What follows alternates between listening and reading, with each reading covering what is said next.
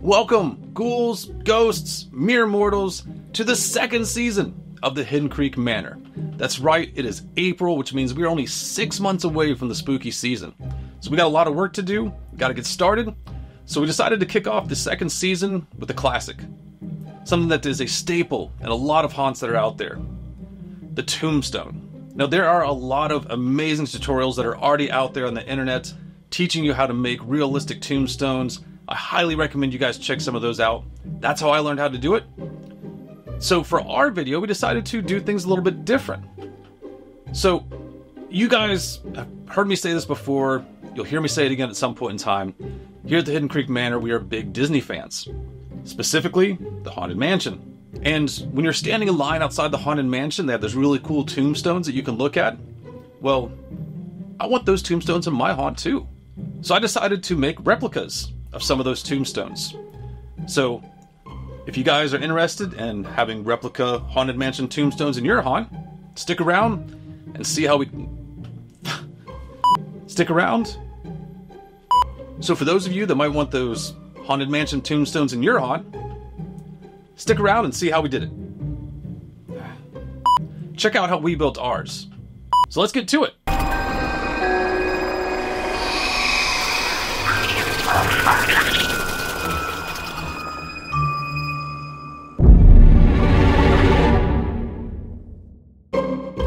Before we begin, let's take a quick look at the material list that you'll need if you want to follow along from home.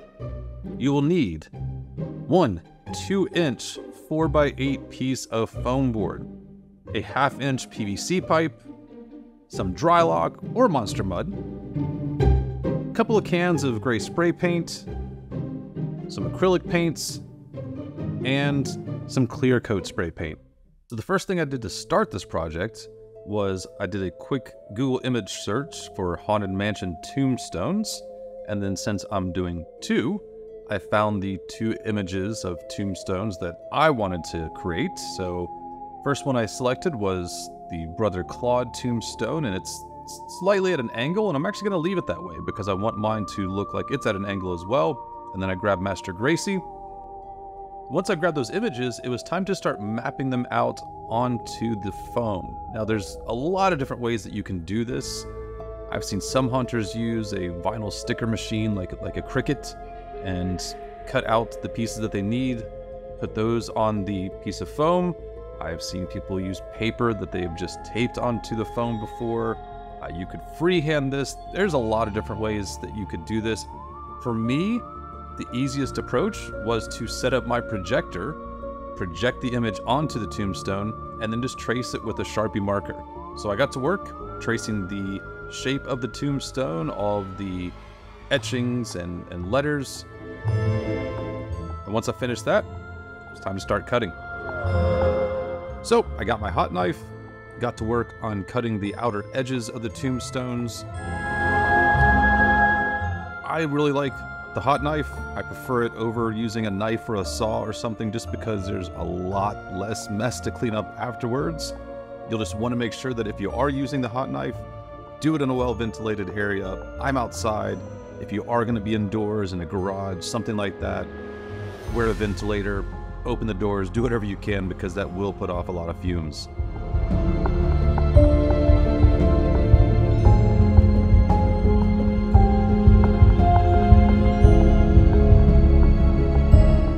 And now that we have cut out the tombstone, it is time to start working on the details, the lettering, and the design.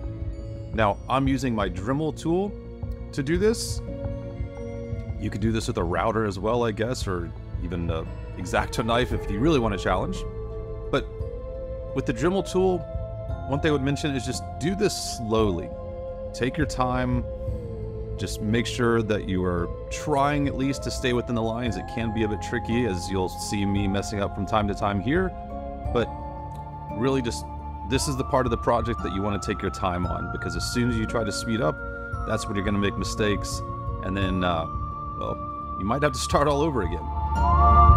And something else too is if you do mess up, it's not a huge deal. There are some tricks that you can do to kind of hide your mistakes. For example, if you go outside the lines for a little bit, make it look like there's a crack in the tombstone. Take out a knife and just kind of etch out around where you made that mistake.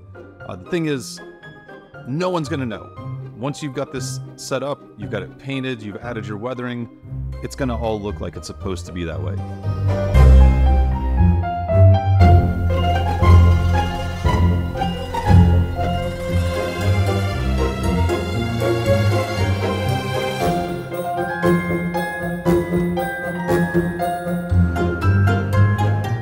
And now that we've done all of the details, the lettering is complete, I'm going to go ahead and finish on cutting out the tombstone. I cut out the other one earlier, and now I'm going to take care of this one.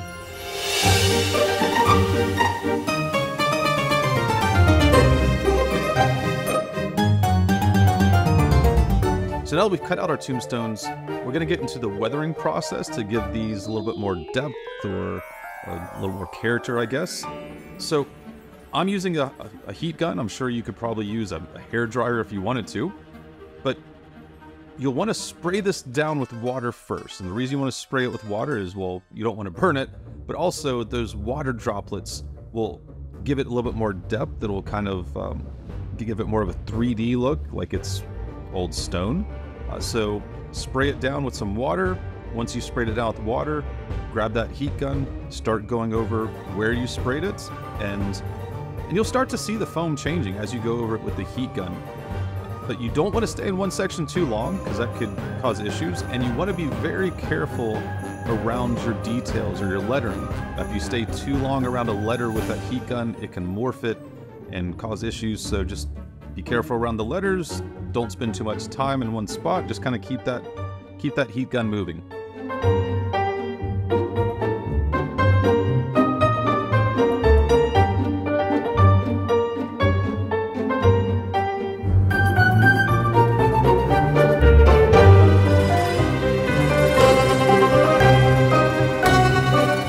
So the next step, we want to put anchors in the bottom of the tombstone.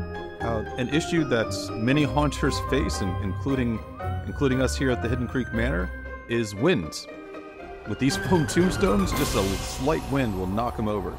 So the way we combat that here at Hidden Creek is we add anchors to the bottom of our tombstones, and essentially what we do is we drill a hole in the bottom of the tombstone, stick a PVC pipe in that hole, put some rebar in the ground, and then slide it over the rebar.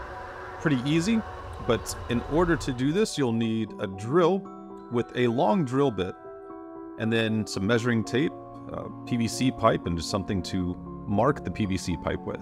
Now the first thing you want to do is drill the holes in your tombstone. Now you can measure this, mark it out properly. I did not do that on this project. I've done it with other tombstones in the past. With this one, I just kind of eyeballed it, and then I kind of eyeballed it as well when I put the rebar in the ground. But essentially you'll figure out where you want to put those holes at the bottom of the tombstone and then get to drilling. Now, with my drill bit, I have put a piece of tape on this. I learned this, I think, from Van Oaks or maybe Wicked Makers. I'm not sure which one, but anyway, both are great YouTube channels. You guys should check them out as well. I've gotten a lot of inspiration from them. But just mark off on that drill bit so that way you know exactly how far down into the tombstone you need to drill.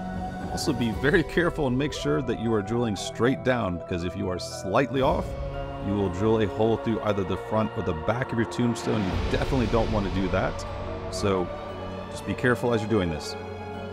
So now that I've got my holes drilled, I'm going to just put my PVC pipe in the hole as far as it can go. And then once I have that PVC pipe all the way into the end, I will mark it so I know exactly where to cut the PVC pipe in order to fit it in the tombstone properly. So I've got my marking on my pipe now. I'm just going to grab my saw, do a quick cut, and then now that it's cut, let's put it in the tombstone. So pretty straightforward. Just stick the PVC pipe in there. Now, if you wanted to make sure that this doesn't come out, you can add either glue or even some spray foam, just something to hold it in there. I'm not doing it right now. I'm just going to leave them in there. I can slide them in and out if I need to. Now that we've added those anchors in the bottom of the tombstone, it's time to go ahead and start painting it with dry lock. So this will keep it's protected from the elements. It'll also add a little bit of graininess to it, so it'll give it more of a stone texture effect, so it's not as obvious that these are made out of foam. So you'll just put a light coat across your tombstones. Make sure you get in all those nooks and crannies from where you went in and detailed them or cut out the letters previously.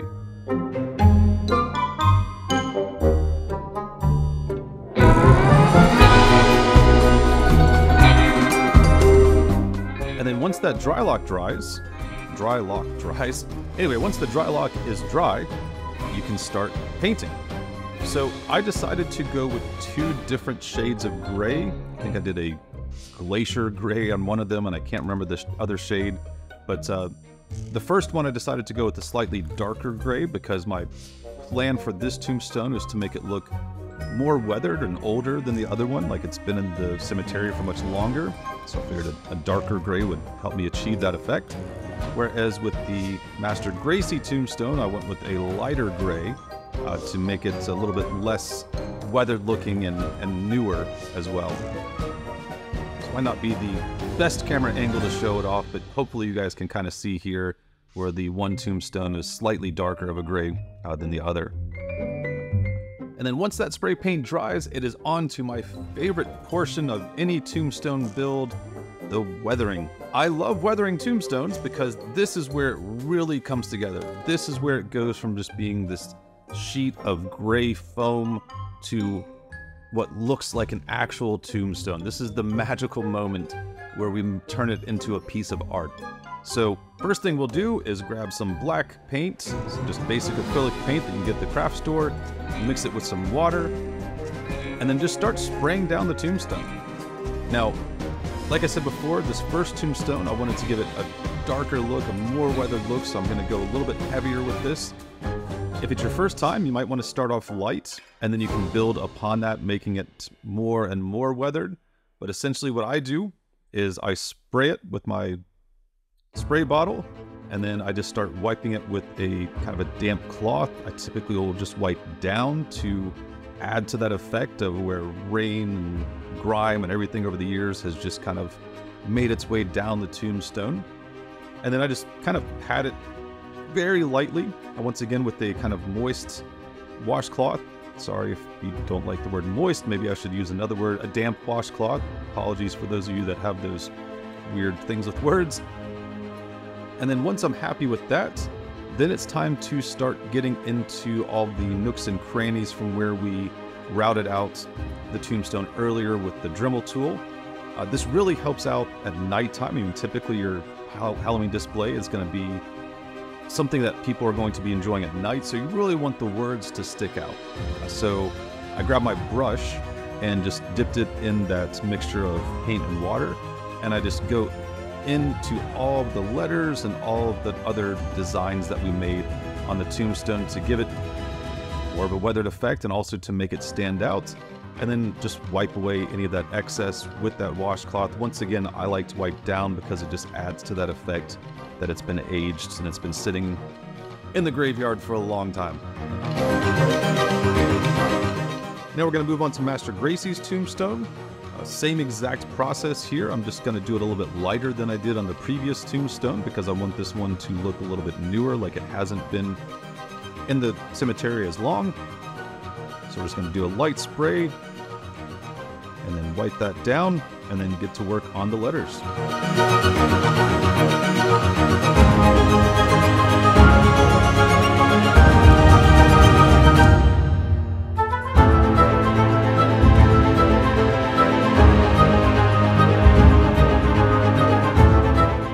And then once that initial pass of the black acrylic is dry, or at least mostly dry, I like to move on with a mixture of green and brown to give it kind of a just weathered look as well, just to add to that black.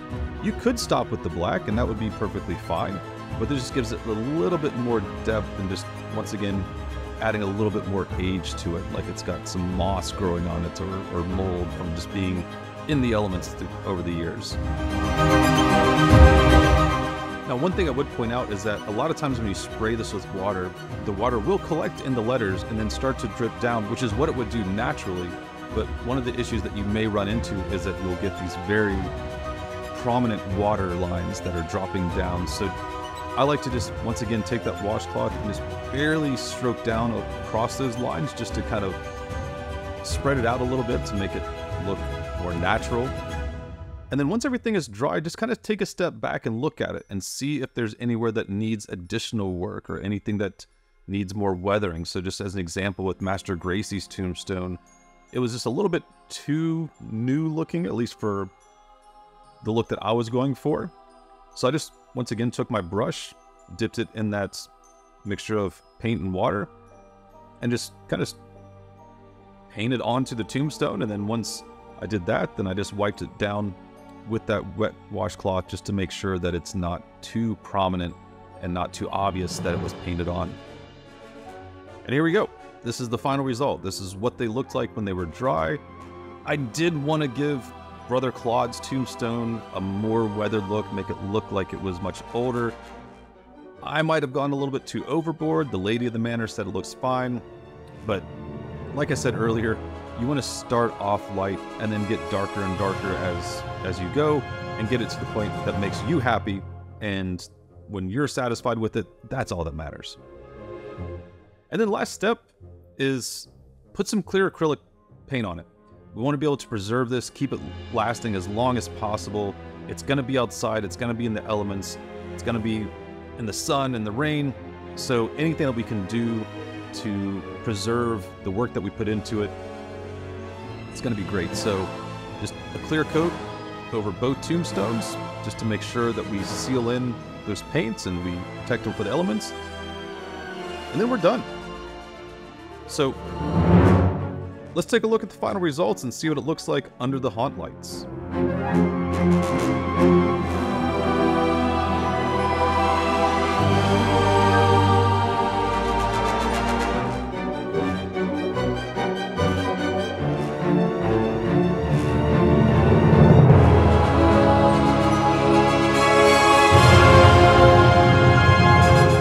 Alright guys, it's time to wrap up the first episode of the second season of the Hidden Creek Manor.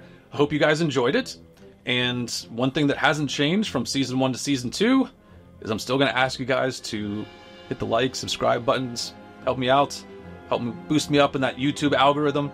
But anyway, come back next time. I'm not sure what we're going to tackle next, to be honest, but it's sure it'll be a fun time. So until then, happy haunting. Congratulations. You made it to the end of the video. As a reward for sticking around, you may now watch one of these two videos. The choice is yours, but choose wisely.